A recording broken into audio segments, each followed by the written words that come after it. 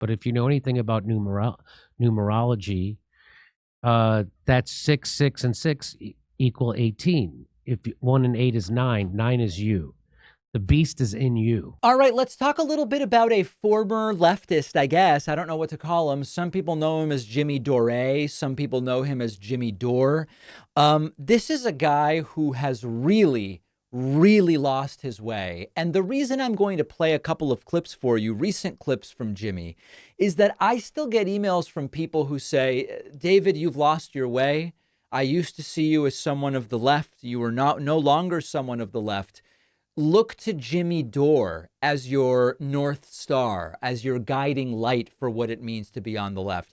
I'm pretty sure Jimmy Dore is supporting Trump at this point. So how the true leftist is now Jimmy Dore is really beyond me. But I'm going to just give you a couple of examples. And the reason I do this is there's a very particular question that I think is relevant to ask, to probe the videos that we look at from supposed or former leftists. And the question is this: what is progressive about what I am going to play for you here today? What leftism am I missing that is embodied by the following clips? Here is Dore explaining how numerology is stuff and real, and why Carl Jung wasn't actually anti-Semitic because of numerology.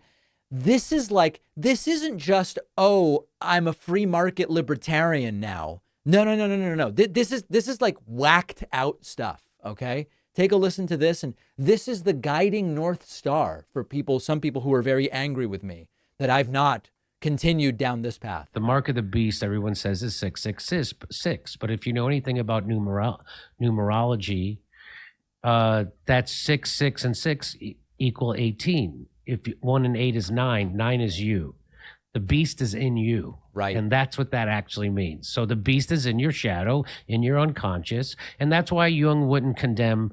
They asked him to condemn Nazis, but he'd already done the journey into his unconscious, and he'd seen Nazis inside of himself. Right. And that's why he was like, no, and that's what I tried to say, he was anti-Semitic. But anyway, we're getting a little bit off course here. We are certainly off course. Yes. The path of progressive change has gotten very much off course with a Jimmy Dore talking about numerology. Like, this is seriously wacky stuff.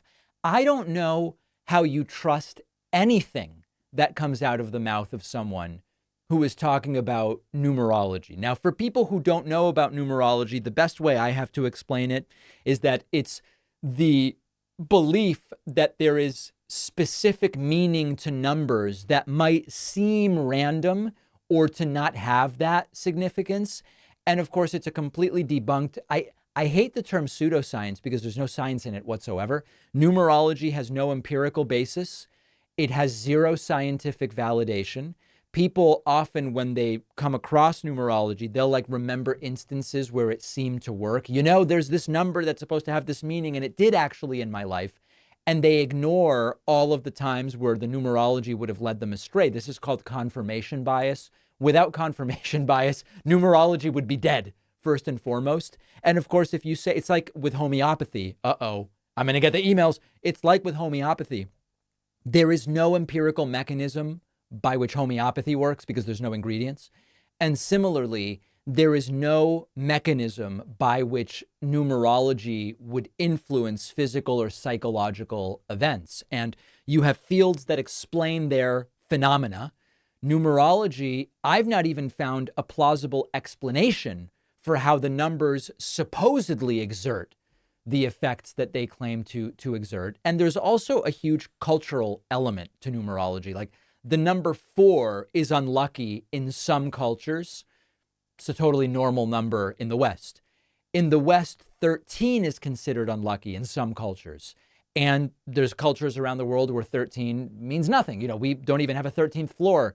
We don't have a floor labeled 13 in many American hotels, but that makes absolutely no sense in other parts of the world. So the differences and the meanings attributed to numerology are really cultural. They're not universal, and they have no actual basis in significance. And Jimmy Dore, who to some is like Tulsi Gabbard at one point and others, was the real barometer of leftism.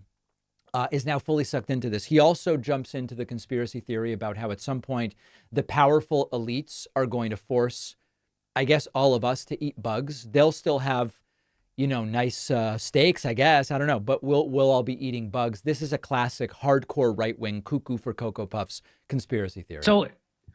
So that ruins. So when I see all the billionaires telling me, that I've got to buying oceanfront property, as they tell me that I got to ride electrical bikes in all weather while living in a storage container while eating the bugs that hit me in the face along the way.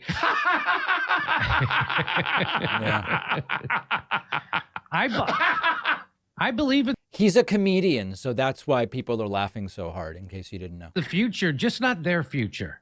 Okay? Yeah, they had a future planned where you're going to eat bugs. That's right. Yeah. Never believe in a billionaire's version of the future for you. It's never good for you. Yeah. So this whole eating bugs thing, again, it's all a cover, okay? Or not a cover. That's not really the right word. It's a euphemism. Eating bugs is a sign that the wealthy elites, the Bilderbergs, the Illuminati, the Trilateral Commission, the deep state, whoever, okay? They have a plan where they will force fake climate change stories on us to take away our beefsteaks. They will keep eating beef, but we will be relegated to eating bugs. Now, of course, it's all pretty dumb in the sense that many cultures already eat insects in different forms. For decades, there have been startups that are using, ground up crickets as a source of protein, and some people like it and some people don't. I've not delved into it or whatever. But the idea is that there are going to be authoritarian diets imposed on us where we, the plebs, will be forced to eat bugs. And it also very much misrepresents conservation efforts. Like, part of the whole eating bugs thing is to push back against sustainable and alternative food sources, which, like, hey, listen, I'm not a vegetarian, but also I am aware of the effect of saturated fat on diet, and I'm aware of the climate impact of certain foods over others, and I'm, eating what I believe is both a healthy and more sustainable amount of red meat, which is very little, quite frankly, but still some. We have innovations in food production. We have lab-grown meat. We have plant-based this, that, the other thing. The entire, they're going to force us to eat bugs is part of the same kind of unhinged, almost always right-wing authoritarian conspiracy theory stuff. And it seems like he's totally fallen for it. Now, here's what I want to know. Here's my question to you. Now, to the sane part of my audience. Is this whole numerology, they're going to force us to eat bug stuff from Jimmy Dore, does he really believe this stuff?